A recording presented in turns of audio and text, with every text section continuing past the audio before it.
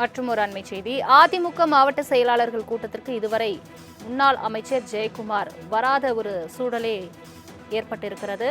இது தொடர்பான மேலும் விவரங்களை தருவதற்காக செய்தியாளர் ராஜேஷ் இணைப்பில் இருக்கிறார். ராஜேஷ், வணக்கம்.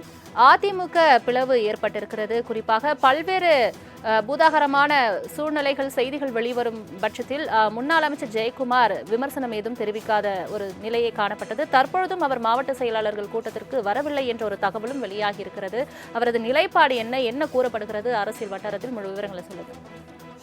2026 சட்டமன்ற தேர்தலில் அதிமுக படுதோல்வியை சந்தித்திருக்கக்கூடிய சூழ்நிலையில் 47 சட்டமன்ற உறுப்பினர்கள் மட்டுமே பெற்றிருந்த சூழ்நிலையில் எடப்பாடி பழனிசாமி அவர் தார்மீக பொறுப்பேற்று இந்த தோல்விக்கான காரணங்கள் குறித்து விவாதிக்க வேண்டும் என கிட்டத்தட்ட 25 சட்டமன்ற உறுப்பினர்கள் போர்க்கொடி தூக்கி இருக்கக்கூடிய சூழ்நிலையில் இரு அணியாக பிளவுபட்டு அதிமுக செயல்படுகிறது. குறிப்பாக பொதுக்குழு செயற்குழு கூட்டத்தை உடனடியாக கூட்ட வேண்டும், கூட்டி விவாதிக்க வேண்டும் என்பது அவர்களுடைய கோரிக்கையாக இருக்கிறது. இந்த நிலையில்தான் சென்னை ராயப்பேட்டையில் இருக்கக்கூடிய அதிமுக தலைமை அலுவலகத்தில் மாவட்ட செயலாளர்களுடனான ஆலோசனை கூட்டத்தை தற்பொழுது எடப்பாடி பழனிசாமி தொடங்கியிருக்கிறார். இந்த ஆலோசனை கூட்டத்தை பொறுத்த வரைக்குமே சென்னையில் இருக்கக்கூடிய 9 மாவட்ட செயலாளர்கள், 8 மாவட்ட செயலாளர்கள் வருகை தந்திருக்கிறார்கள். குறிப்பாக அதிமுகவினுடைய முன்னாள் அமைச்சர் ஜெயக்குமார் அவர்கள் இந்த மாவட்ட செயலாளர்கள் ஆலோசனை கூட்டத்தில் பங்கேற்காதது மிகப்பெரிய சர்ச்சையை ஏற்படுத்தியிருக்கிறது. அவர் ஏற்கனவே அதிமுகவில் தான் இருப்பதாக அந்த கொடியுடன் கூடிய வீடியோ வெளியிடுவது உள்ளிட்ட பதிவுகளை வெளியிடுவது என்பது அவர் தொடர்ச்சியாக மறைமுகமாக நான் அதிமுகவில் தான் இருக்கிறேன் என்பதை அவர் தெரிவித்து வந்திருக்கிறார். ஆனால் தற்பொழுது எந்த அணிக்கு அவர் ஆதரவாக இருக்கிறார் என்பது தெரியவில்லை. தற்பொழுது அவர் அதிமுகவுடைய தலைமை அலுவலகத்திற்கு வராதது பேசு பொருளாகி இருக்கிறது. அவர் எந்த அணிக்கு அவர் ஆதரவாக இருக்கிறார் அல்லது நடுநிலையாக இருக்கிறாரா என்பதெல்லாம் குறித்ததான அந்த கேள்வி எழுந்திருக்கிறது. குறிப்பாக நம்மளிடத்தில் பேசும்பொழுது உடல்நிலை சரியில்லாத காரணத்தினால் நான் பங்கேற்கவில்லை என்பது போல அவருடைய ஆதரவாளர்கள் தகவலை தெரிவித்திருந்தார்கள். இந்த நிலையில்தான் அவர் பங்கேற்காதது மிகப்பெரிய ஒரு சர்ச்சையை ஏற்படுத்தியிருக்கிறது. அவர் யார் பக்கம் இருக்கிறார் என்பதெல்லாம் இன்னும் சில நாட்களில் நமக்கு தெரிய வரும் என எதிர்பார்க்கப்படுகிறது. ராஜேஷ், அதிமுகவை பொறுத்தவரை 2 பிளவாகவே பார்க்கப்படுகிறது. சி.வி. சண்முகம், எஸ்.பி. வேலுமணி ஒரு தரப்பினரும், எடப்பாடி பழனிசாமி அவர்கள் ஒரு தரப்பினருமாக இருக்கக்கூடிய நிலையில் முன்னாள் அமைச்சர் ஜெயக்குமாரிடம் இரு தரப்பினரில் யாராவது பேச்சுவார்த்தைகளோ அல்லது இந்த சூழ்நிலை கருதி ஆலோசனையுமோ நடத்தியதாக தகவல் எதுவும் வெளியானதா?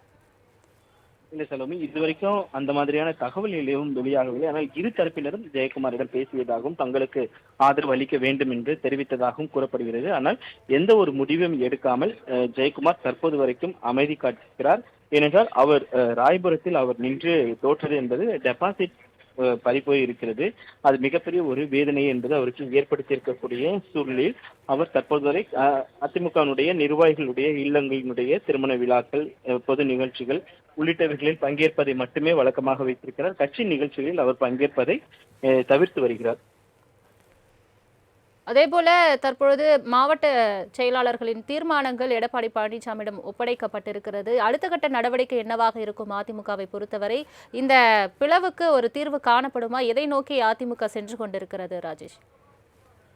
அதிமுகவினுடைய பொதுச் செயலாளராக எடப்பாடி பழனிசாமி தான் தொடர வேண்டும் என்று பல்வேறு மாவட்டங்களில் தொடர்ச்சியாக மாவட்ட நிர்வாகிகளுடைய அந்த கூட்டம் என்பது நடைபெற்று அதற்கான தீர்மானங்கள் அந்தந்த மாவட்டங்களில் நிறைவேற்றப்பட்டு நிர்வாகிகளிடம் கையொப்பம் பெறப்பட்டு அந்த தீர்மானத்தை எடப்பாடி பழனிசாமி அவர்களிடம் வழங்கியிருக்கிறார்கள். அவர்தான் மாவட்ட செயலாளராக பொதுச் செயலாளராக தொடர வேண்டும் என்றும் அவர்கள் தெரிவித்திருக்கிறார்கள். அதே நேரத்தில் சி.வி. சண்முகம் அவர்கள் தலைமையில் இயங்கக்கூடிய அந்த அணியினர் பொதுக்குழு உறுப்பினர்கள், செயற்குழு உறுப்பினர்களுடைய அந்த கையொப்பமே பெற்று வரக்கூடிய சூழ்நிலையில் பொதுக்குழு செயற்குழுவை கூட்டினால் தன்னுடைய பதவிக்கு ஆபத்து ஏற்படலாம் அல்லது அந்த கருத்து மோதல்கள் உள்ளிட்டவைகள் எல்லாம் ஏற்படுவது கட்சியில் ஒரு சலசலப்பை ஏற்படுத்தக்கூடும் என்பதற்காக அதனை அவர் தவிர்த்து வருகிறார். இந்த நிலையில்தான் மாவட்ட நிர்வாகிகள் ஒவ்வொருவரும் அந்த கூட்டத்தை நடத்தி அந்த தீர்மானத்தை நிறைவேற்றி அவர்களிடம் கொடுக்கக்கூடிய அந்த சூழல் என்பது ஏற்பட்டிருக்கிறது. சொல்லுங்க.